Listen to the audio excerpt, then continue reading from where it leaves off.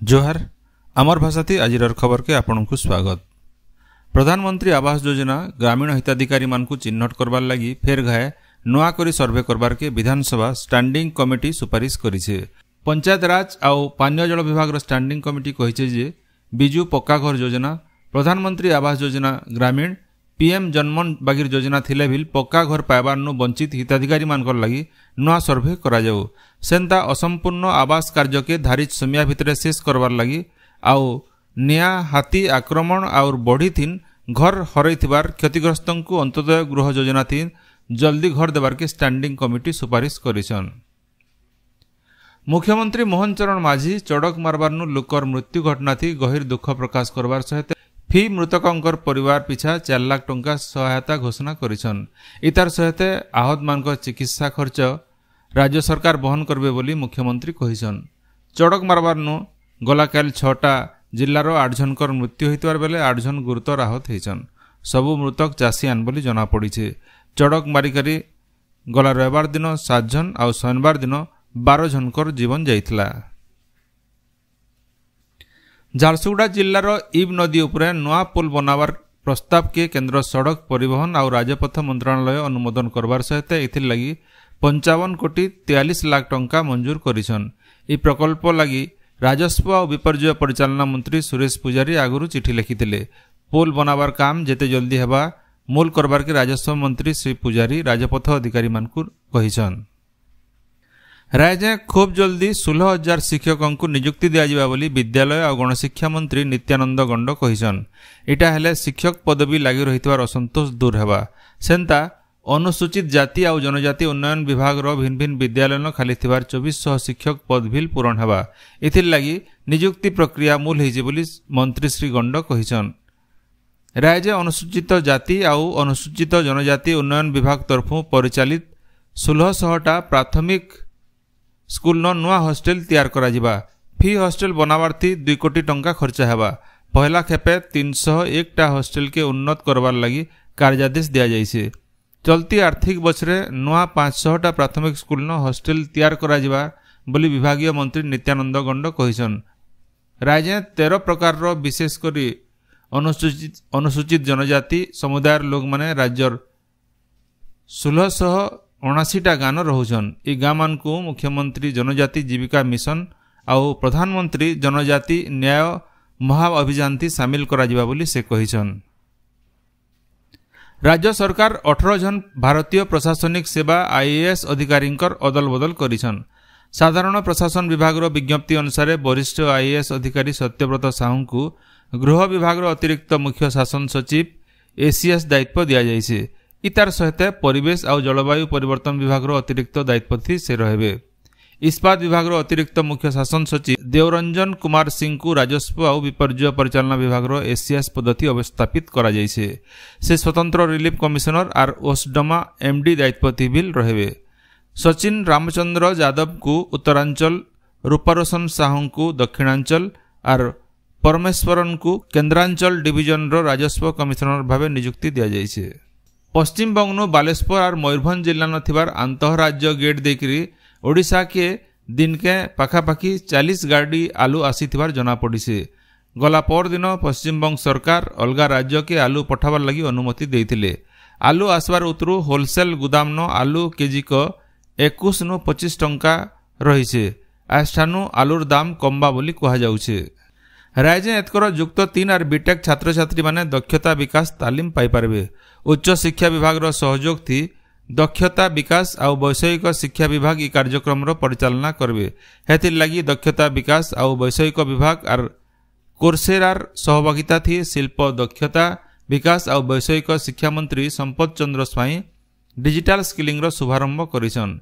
ई अवसर मंत्री श्री स्वाई कहिछन जे ई कार्यक्रम थी सारा राज्यर उच्च शिक्षानुष्ठान आईटीआई और पॉलिटेक्निक छात्र छात्री मानकु मोट लाखे कोर्सेरा लाइसेंस दिया जिबा। कौशल शिक्षा सेमान को भिन्न भिन्न शिल्प थी नियुक्ति लगी प्रस्तुत करि पारबा बोली मंत्री सिस्माई कहिछन। कृषि क्षेत्र डिजिटल सर्वेक्षण नीति अपनावार थी देशे ओडिशा पहला राज्य है बोली कृषि और कृषक सशक्तिकरण विभाग दायित्व दिथिबार उपमुख्यमंत्री कनक वर्धन सिंहदेव कहिछन।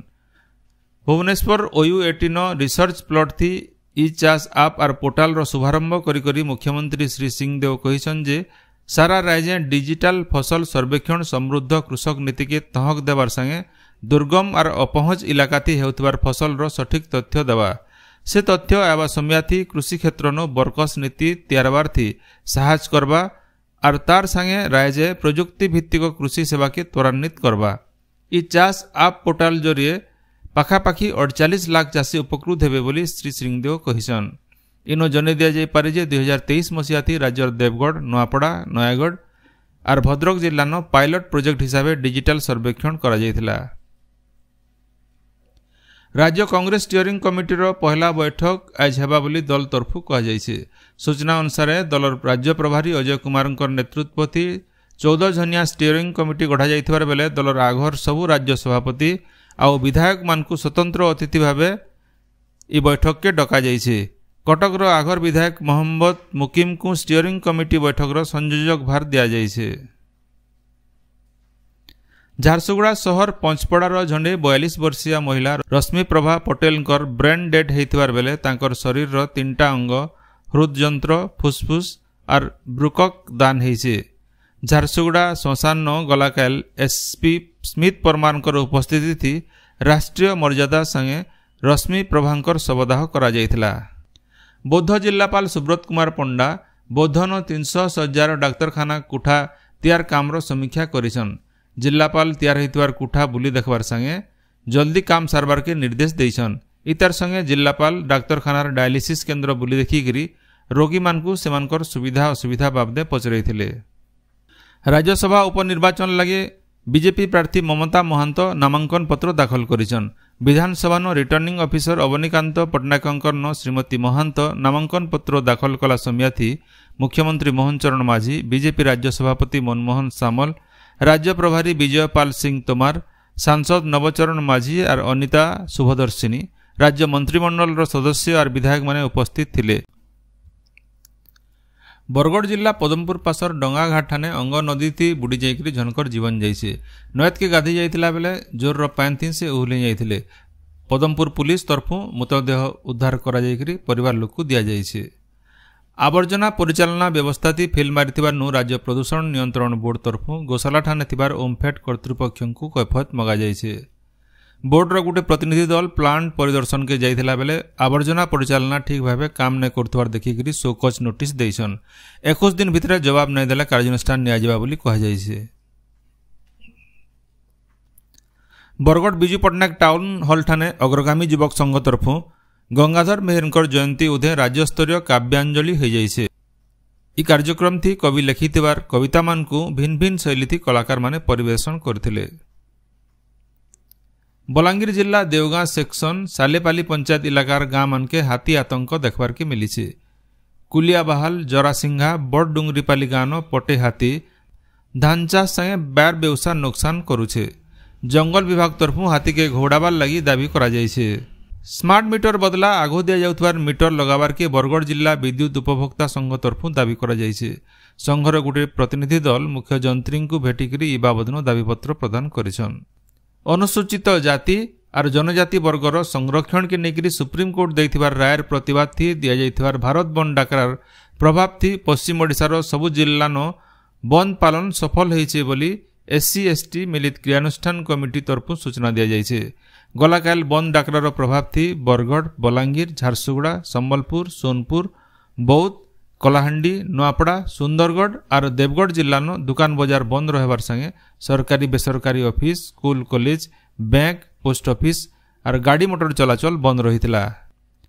राज्यर भिन्न भिन्न इलाका नो मेघुआ पाक सहित केतेरा जगह नो बिजली घड़घड़ी सहित वर्षा लगी रही। पश्चिम ओडिशार संबलपुर, बरगढ़, देवगढ़, झारसुगुड़ा और सुंदरगढ़ सहित राज्यर 14टा जिल्लार गुटे जुड़े जगह नो आज घड़घड़ी संगे सामान्य मध्यम धरण वर्षा हो पारे बोलिकी भुवनेश्वर आंचलिक पाणीपाग विज्ञान केन्द्र तरफु सतर्क करा जाइछे।